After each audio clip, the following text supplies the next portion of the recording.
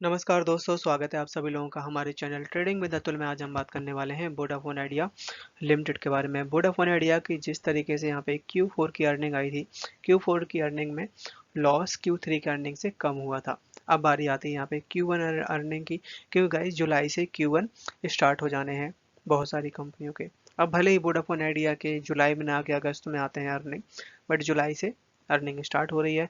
साथ ही यहाँ पे ट्राई की तरफ से एक बड़ा अपडेट निकल के आया है।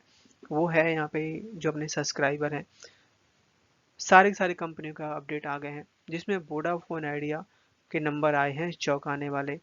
सो इसके अलावा यहाँ पे करीबन 20,000 करोड़ का यहाँ पे फंड रेज की जो बात हो रही है, उस पे यहाँ पे गाइस अगर काम पूरा हो जाता है तो वोडाफोन आइडिया के लिए बहुत ज़बरदस्त माना जा सकता है। तो चलिए गाइस शुरू करते हैं हम अपना वीडियो। साथ ही गाइस हम अपने चैनल पे गिव अवे का प्रोग्राम चला रहे हैं, जिसमें गाइस हमने 3 प्राइज सिलेक्ट कर रखे हैं जो कि आपके हेल्थ को देखते हुए, और जिसमें गाइस हमने अपना फर्स्ट प्राइज रखा हुआ है साइकिल, सेकंड प्राइज रखा हुआ है smart watch and third prize रखा हुआ है स्पोर्ट शूज। ये तीनों तीनों गाइस आपके हेल्थ के लिए बहुत अच्छे हैं। और बस आपको यहाँ पे करना क्या होगा कि गाइस आप हमारे चैनल को सब्सक्राइब करना है। और हमने अपने जो चैनल का टारगेट रखा है, 1 लाख सब्सक्राइबर का टारगेट रखा हुआ है। जैसे ही गाइस वो पूरा होगा, हम आपको ये तीनों प्राइज हमारे जो लकी सब्सक्राइबर होंगे उनको देने वाले हैं। और ये गाइस आपके लिए बहुत बड़ा काम नहीं है। आप चाहें तो इसको 6 महीने में, साल भर में, जब भी आप करवाना चाहें तो करवा सकते हैं। सो गाइस प्लीज आप हमारे चैनल को सपोर्ट करिए। और इसमें पार्टिसिपेट करिएगा। आज के दिन गाइस ओवरऑल मार्केट काफ़ी अच्छा था। कल भी था, बट 2 दिन पहले यहाँ पे प्रॉफिट बुकिंग भी आई थी। और अब फिर से मार्केट ऑल टाइम हाई के आसपास पहुंच चुका है। यहाँ पे आप देखिए निफ्टी 50 में करीबन 150 पॉइंट्स की तेजी है। बैंक निफ्टी में करीबन 206 पॉइंट्स की, और आईटी में करीबन 42 पॉइंट्स, मतलब मामूली सी तेजी के साथ स्मॉल कैप में भी मामूली तेजी देखने को मिली हुई है। गाइस एक बात तो माननी पड़ेगी, जब से यहाँ पे कुमार मंगलम जी ने ज्वाइन किया उसके बाद से यहाँ पे शेयर में ज़्यादा गिरावट नहीं है। अदरवाइज ये शेयर आपका 5.5 रुपये तक भी चला गया था। अगर हम यहाँ पे देखें 3 मंथ्स के महीने में करीबन 27% तक के रिटर्न दिखा चुका है। बट जब से यहाँ पे Q4 की अर्निंग आई है, तब से यहाँ पे शेयर में एक कॉन्फिडेंस सा आ चुका है। अब प्रमोटर्स यहाँ पे फंड रेज की बात कर रहे हैं। अगर वो गाइस फंड रेज हो जाता है तो यहाँ पे वोडाफोन आइडिया बहुत जल्द 5G लॉन्च कर सकता है।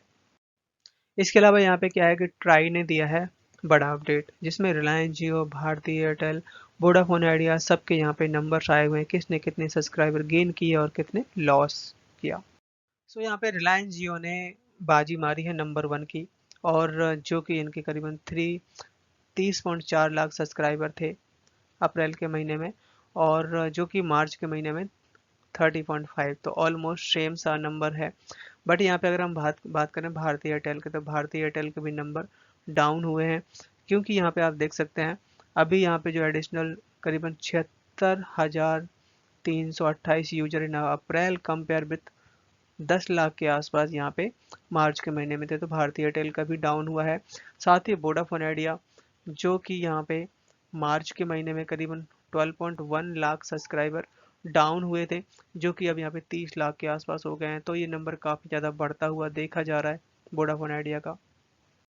सो गैस क्या है कि यहाँ पे लगातार गवर्नमेंट और प्रमोटर्स की तरफ से काम करते हुए देखे जा रहे हैं, क्योंकि यहाँ पे गवर्नमेंट भी 30% तक का यहाँ पे मालिकाना हक रखती है। और साथ ही प्रमोटर्स के पास में अब अपने कुछ इक्विटी के बदले 20,000 करोड़ की फंड रेज की बात हो रही है। इसमें कम से कम 3 से 4 प्राइवेट इक्विटी इन्वेस्टर हैं, जिनसे ये बात चल रही है फंड रेज की। अब बात यहाँ पे रुकी कहाँ पे है कि केवल यहाँ पे बात नेगोशिएशन के ऊपर, कि अगर हम मान लो कोई चीज़ खरीदने जाते हैं तो हम कहते हैं कि हम इतना पैसा देंगे, बस दुकान वाला बोलता नहीं हमें इतने चाहिए, तो बस वहीं ये बात रुकी पड़ी है। अगर ये डील हो जाती है तो बहुत जल्द यहाँ पे 5G भी लॉन्च हो सकता है। इसके अलावा गाइस क्या है कि यहाँ पे करीबन बात ये निकल के आई है कि 12 महीने तक अब यहाँ पे आपका टैरिफ हाइक नहीं होगा, जिसमें भारती एयरटेल और रिलायंस जियो के लिए तो काफ़ी बेटर कंडीशन में है फंड की वजह से। बट यहाँ पे वोडाफोन आइडिया के लिए थोड़ा सा दिक्कत हो सकता है। जैसे कि यहाँ पे प्रमोटर्स फंड रेज की बात तो कर ही रहे हैं, साथ ही इन्होंने अपने जो वेंडर्स हैं जिनके साथ इनका काम काज चलता है, उनसे भी एडवांस में बात हो रही है। और ये बात करीबन 2 से 4 वेंडर के साथ हो रही है कि 5G लॉन्च करने के बारे में।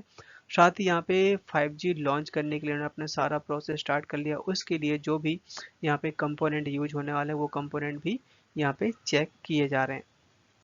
बात की जाए यहाँ पे अगर BSE इंडिया कारोबार करें तो आज के दिन पे 28% की डिलीवरी उठाई गई है। आज के दिन शेयर ने हाई बनाया 7.7 का, लो बनाया 7.4 का, क्लोजिंग दिया 7.45 के, करीबन 1% तक की डाउन साइड दिखाई दी हुई है। चार्ट में नजर डाली जाए तो यहाँ पे आप देख सकते हैं 7.45 पे शेयर काम कर रहा है, जैसे कि 8 रुपए तक भी चला गया था। अब यहाँ पे आप देख सकते हैं कि शेयर करीबन 2 हफ्ते हो गए, 2 से ढाई हफ्ते, और शेयर इसी रेंज में है 7.5 के आसपास। सबसे बड़ा सपोर्ट है यहाँ पे आपको 7 रुपए, इसके नीचे नहीं जाना चाहिए। हाँ, ये हो सकता है कि अगर बुरी खबर आ जाती है तो जरूर चला जाएगा, बट यहाँ पे गाइस अगर फंड रेज हो जाता है तो यही शेयर आपका 10 रुपए तक जाता हुआ देखा जा सकता है।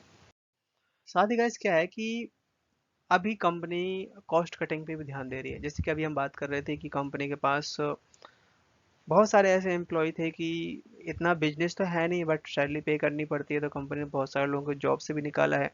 इसके अलावा कंपनी यहाँ पे 25,000 रिटेल पार्टनर्स को भी यहाँ पे ख़त्म कर रही है, उनके साथ जो टाई अप है, जिससे अपना फंड कॉस्ट को कम कर पाए। आपने देखा होगा कि छोटे छोटे शहरों में या जगह पे जो छोटी छोटी शॉप्स होती हैं, वहाँ पे आपको भारती एयरटेल, रिलायंस जियो या जितनी भी टेलीकॉम कंपनियों के जो सिम वगैरह होती हैं, सबसे उन्होंने टाइप किया होता है और सबकी मार्केटिंग करते हैं, सबको बेचते हैं, तो वहाँ पे कंपनियों का कमीशन जाता है। तो ऐसे ही यहाँ पे 25,000 जो रिटेल पार्टनर्स हैं अक्रॉस इंडिया, उनके ऊपर वोडाफोन आइडिया ने अपना पार्टनरशिप कट कर दिया है, जिससे फंड के ऊपर काफ़ी ज़्यादा किल्लत झेलनी पड़ रही थी, वो ख़त्म होगी। और पर दोस्तों इससे थोड़ा बिजनेस पे भी इम्पैक्ट पड़ सकता है।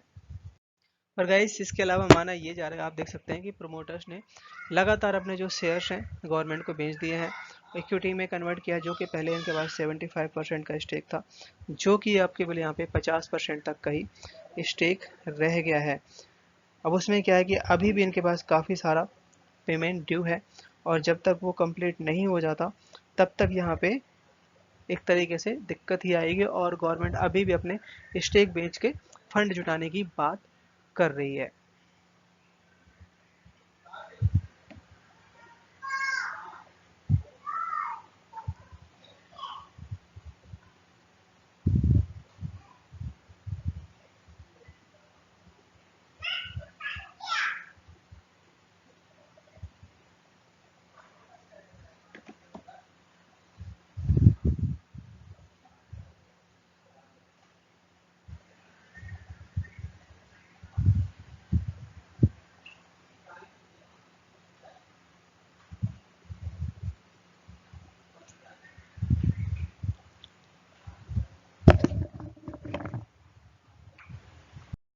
यहाँ पे जो डीआईएस है, डीआईएस ने लगभग 34% का स्टेक हो चुका है।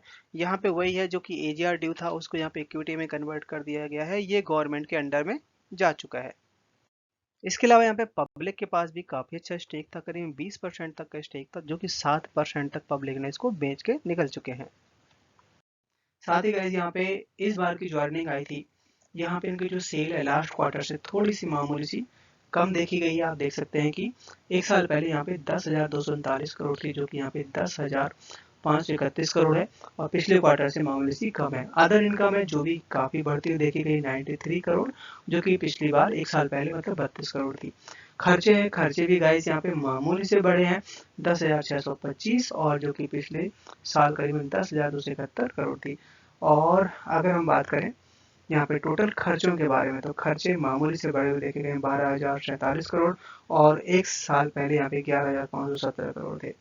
इंटरेस्ट पे कर दिए सबसे ज्यादा गाइस, यहाँ पे इन्होंने इंटरेस्ट पे किया है 5,000 करोड़ का, और पिछले साल भी यहाँ पे 5,316 करोड़ था।